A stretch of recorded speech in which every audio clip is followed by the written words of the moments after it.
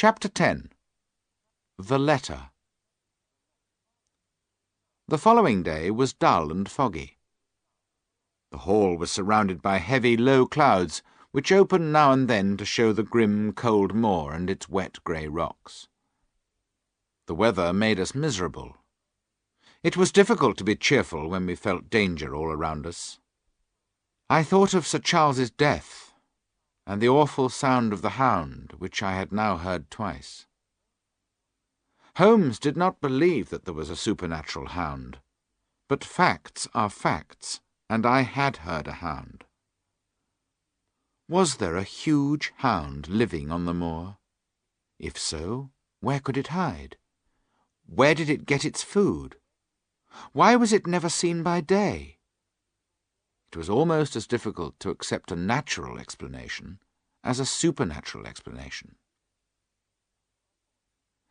That morning Sir Henry and Barrymore argued about Selden, the escaped prisoner. Barrymore said that it was wrong to try to catch Selden. "But the man is dangerous," said Sir Henry. "He'll do anything. Nobody is safe until he is in prison again. We must tell the police." "I promise he won't break into any house," said Barrymore, "and he won't cause any trouble. In a few days he will catch a boat for South America. Please don't tell the police about him. If you tell the police, my wife and I will be in serious trouble." "What do you say, Watson?" asked Sir Henry, turning to me. "I don't think he will break into houses or cause trouble. If he did, the police would know where to look for him and would catch him. He's not a stupid man." "I hope you're right," said Sir Henry. "I'm sure we're breaking the law.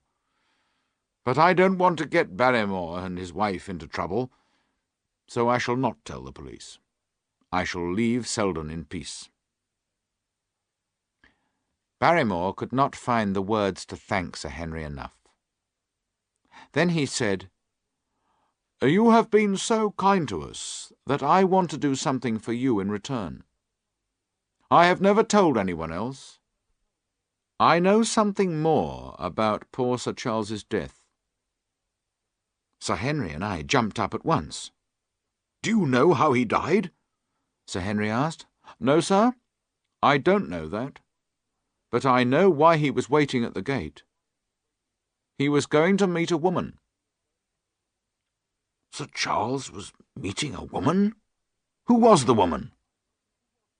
"I don't know her name," Barrymore said, "but it begins with L.L. "How do you know this, Barrymore?" I asked. "Well, Sir Charles got a letter on the morning of the day he died. It was from Newtown, and the address was in a woman's writing. I forgot all about it, but some time after Sir Charles died, my wife was cleaning the fireplace in his study. She found a letter. Most of it was burned, but the bottom of one page was not burned. On it was written, 'Please, please, burn this letter, and be at the gate by 10 o'clock. L.L.' The paper fell into pieces as my wife went to move it. We don't know who L.L. is, but if you could find out, you might learn more about Sir Charles's death. We haven't told anyone else. We felt it would not be good for poor, kind Sir Charles. But we thought we ought to tell you, Sir Henry." The Barrymores left us, and Sir Henry turned to me. "If we can find L.L., the mystery may be at an end," he said. "What do you think we should do, Watson?" "I must write to Holmes at once," I said, and I went straight to my room and wrote a letter to Holmes, which gave him all the details of Barrymore's story. On the following day, heavy rain fell without stopping. I put on my coat and went for a long walk on the moor. I thought of Selden out on the cold moor in this weather. and I thought of the other man, the mysterious watcher. As I walked, Dr. Mortimer drove past me. He stopped and said he would take me back to the hall. "I expect you know almost everybody living near here," I said. "Do you know a woman whose names begin with the letters L.L.?"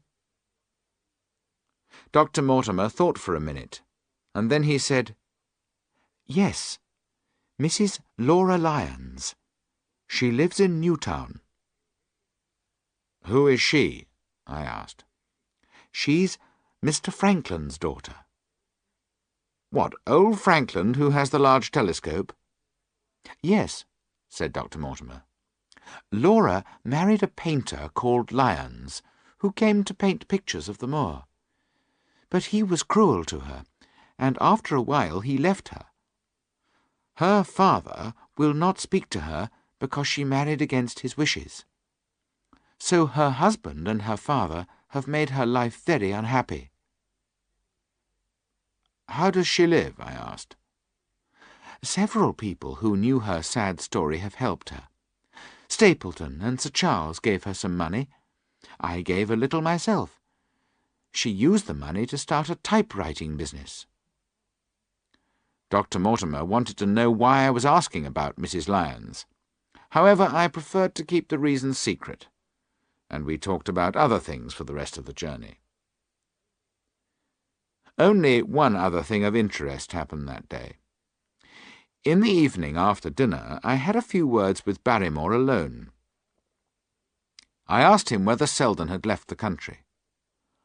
"I don't know, sir," Barrymore replied. "I hope he is gone, but I've not heard anything of him since I last left food and some clothes for him, and that was 3 days ago." "Did you see him then?" "No, sir. But the food and clothes were gone when I next went that way," Barrymore told me.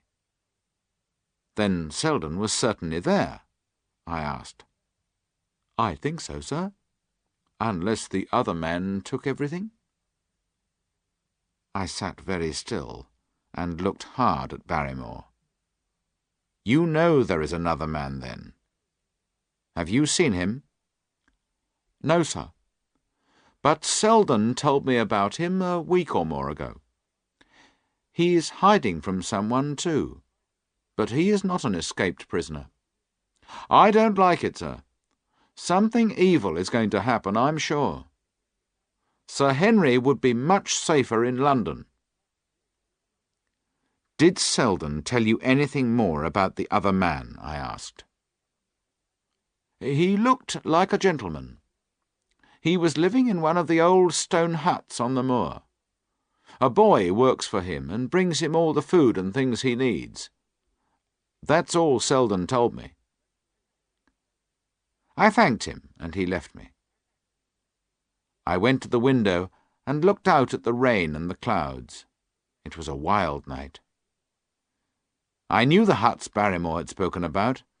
There were many of them on the moor. They had been built many hundreds of years ago by the people who lived on the moor. They would not keep a man warm and dry in bad weather. Selden could not choose to live anywhere else. But why did the other man live in such conditions? I sat and thought what I should do next. I decided I must try to find the man who had been watching us. Was he the enemy who had been following us since the very beginning in London? If he was, and I could catch him, perhaps our difficulties would be at an end. I also decided to hunt the man on my own. Sir Henry was still shaken by the terrible cry we had heard on the moor. I did not want to add to his troubles, or to lead him into more danger.